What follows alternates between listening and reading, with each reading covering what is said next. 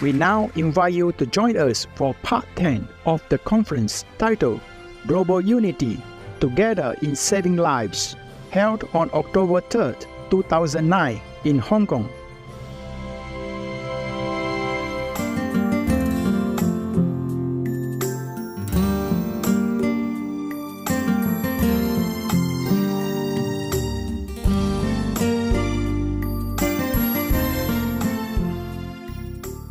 Our next honorable guest is Mrs. Rosina Marita Arcrati. She is a vegetarian and animal communicator and founder of Animal Talk. Good afternoon. Good afternoon. I'm actually vegan. Vegan. Welcome.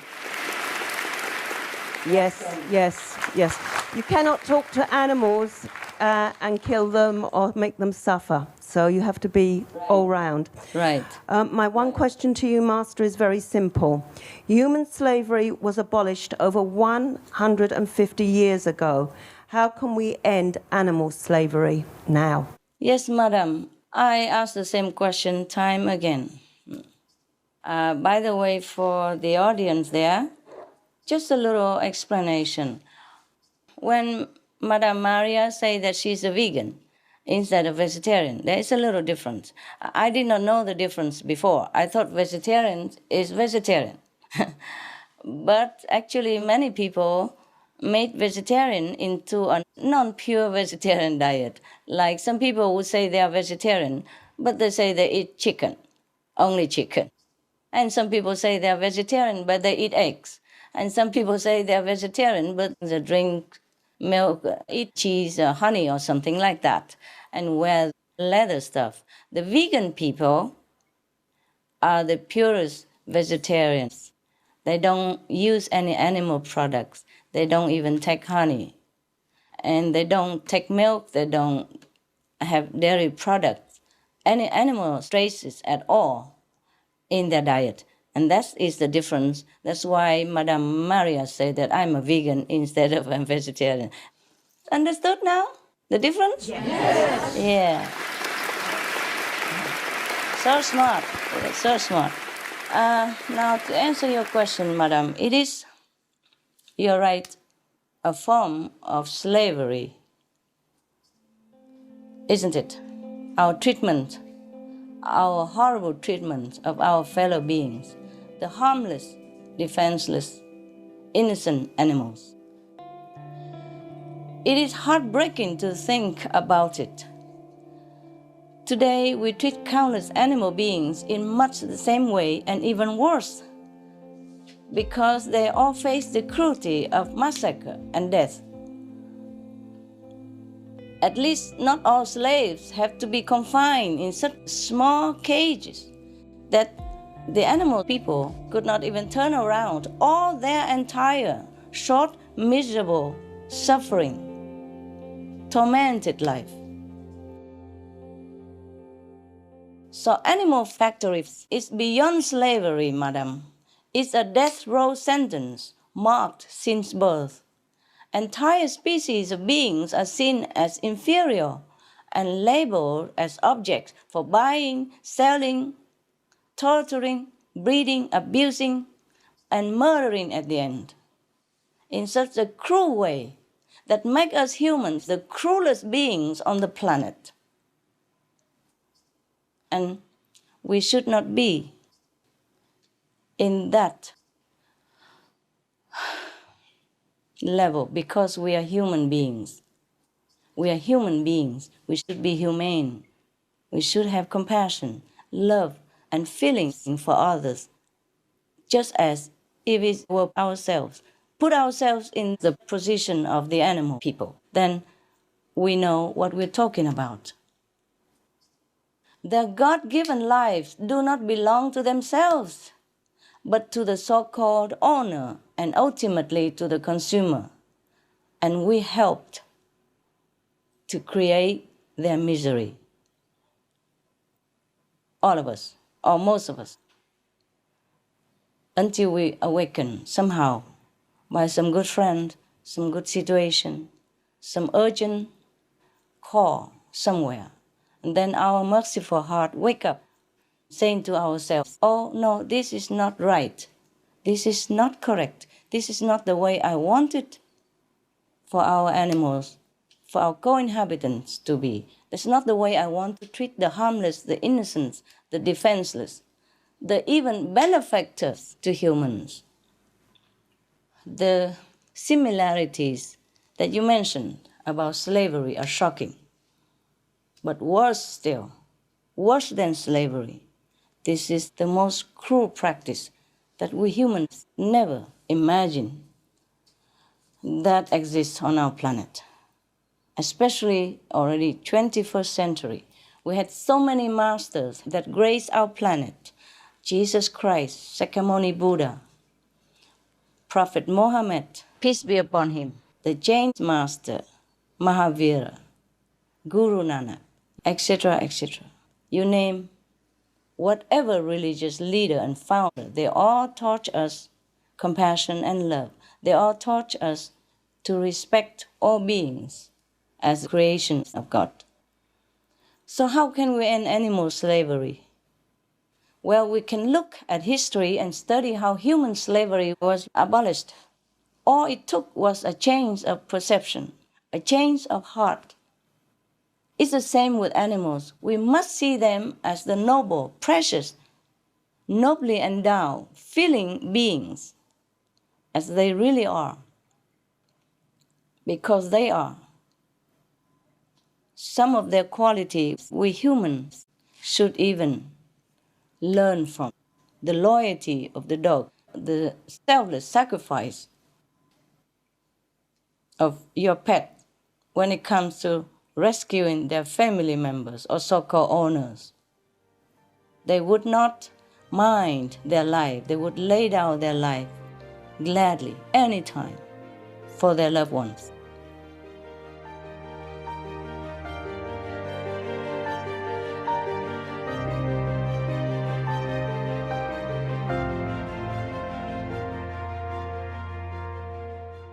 If you just remember, when you look on television, there are some rescue scenes when we have a disaster, earthquake or something that destroys our home and many people buried under the rubble.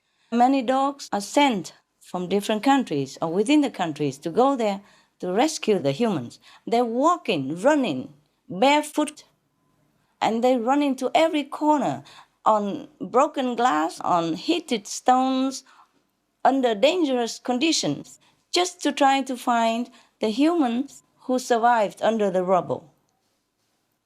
They did not even think for 1 second how dangerous the situation is, how their life could be terminated any second.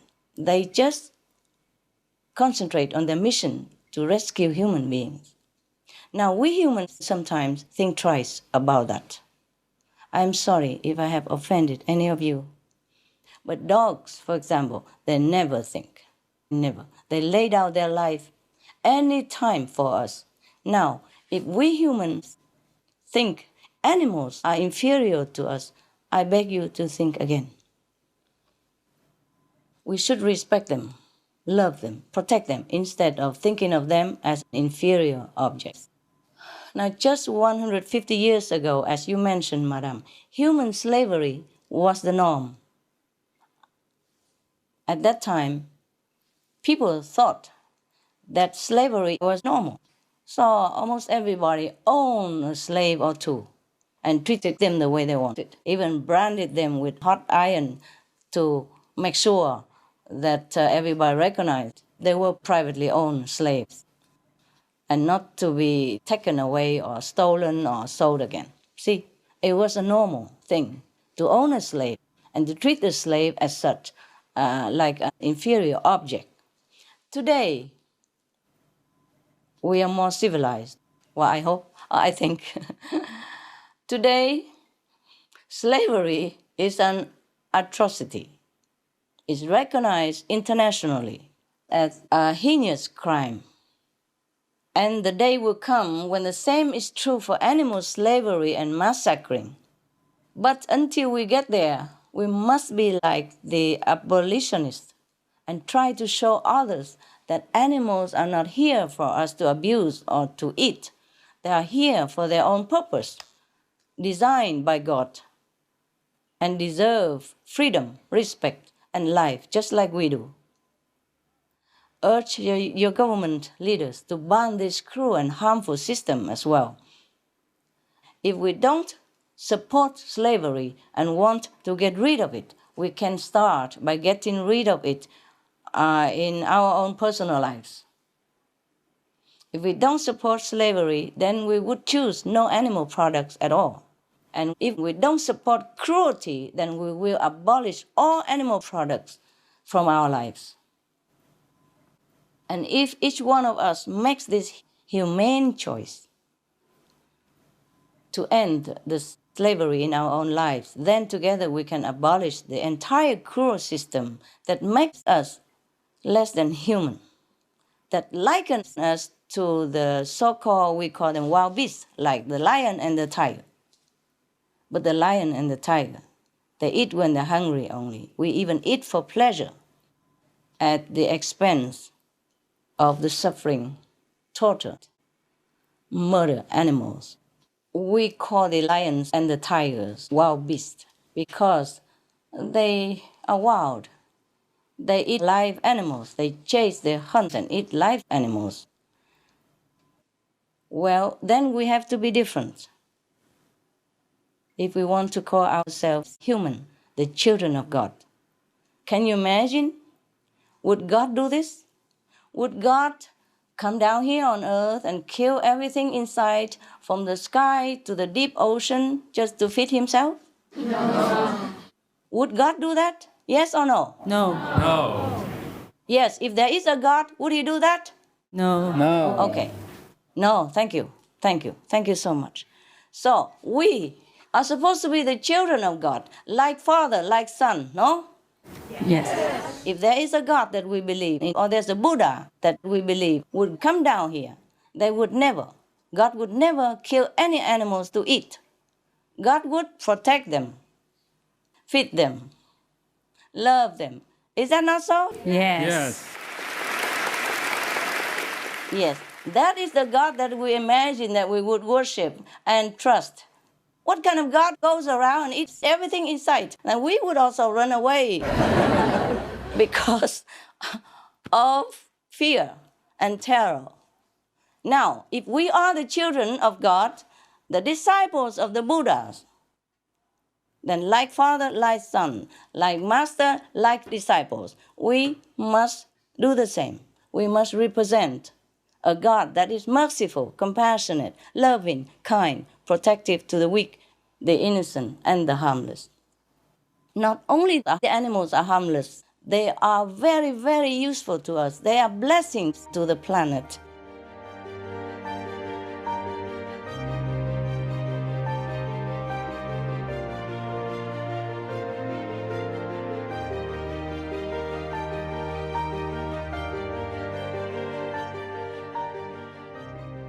They give the planet more love than we could emit. That's why our planet is still held in balance. Without the loving animals, our planet would probably have been gone long ago. The way we treat it, the way we treat ourselves, each other, other beings, and the environment, our planet would have been gone.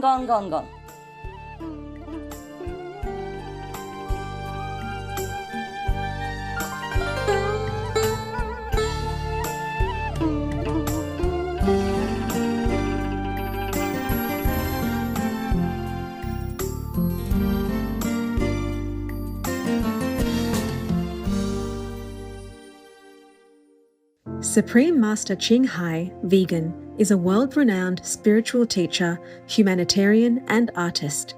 To learn more about her compassionate life and teachings, please visit suprememastertv.com/master.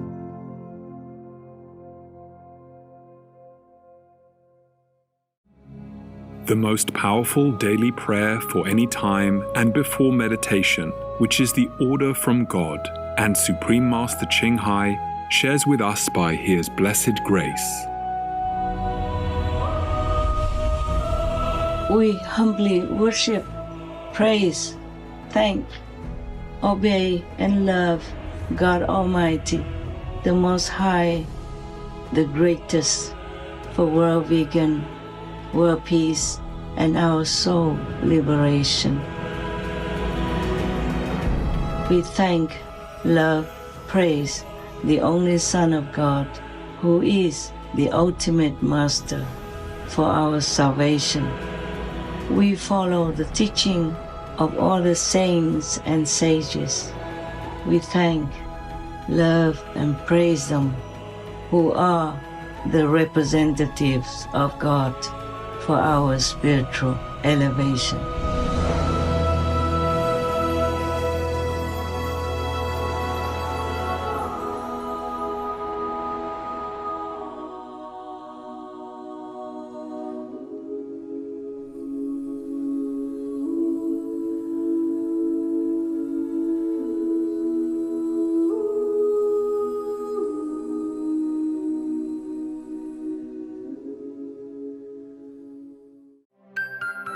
Tomorrow on Words of Wisdom. We have to know that we have no choice but to change. We have no choice, either that or the planet. Either we change or we will all go. There's no choice anymore. If we don't stop the livestock rising and meat eating practice, we will not be able to save the planet, including them and their meat businesses. So I think we have to choose between our lives and a career. We have to survive first. We have to think of the planet people as a whole, not just some business. It is truly that urgent. All information concerning the scientific evidence of climate change and its solution is in Supreme Master Ching Hai's book, From Crisis to Peace, free for download at crisistopeace.org.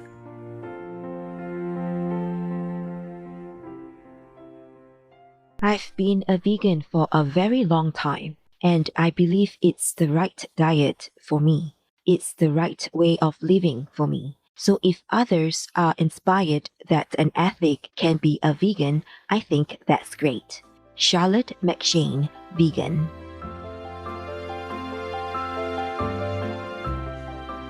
Warm-hearted viewers, thank you for your presence for today's Words of Wisdom. Please join us again tomorrow for Global Unity, Together in Saving Lives, Part 11 of a multi-part series. Coming up next is Renata Jain, vegan, children's musician and author, Part 2 of 2. May your commitment to veganism light the way for others, proving that compassion and a deep love for our planet can change the world. Be vegan, make peace, do good deeds, help, not reach. Our programs offer many languages. Please visit suprememastertv.com/schedule and suprememastertv.com/WOW. Naše programy nabízejí více jazyků. Prosím, navštivte suprememastertv.com/schedule a suprememastertv.com/WOW. Also, be sure to follow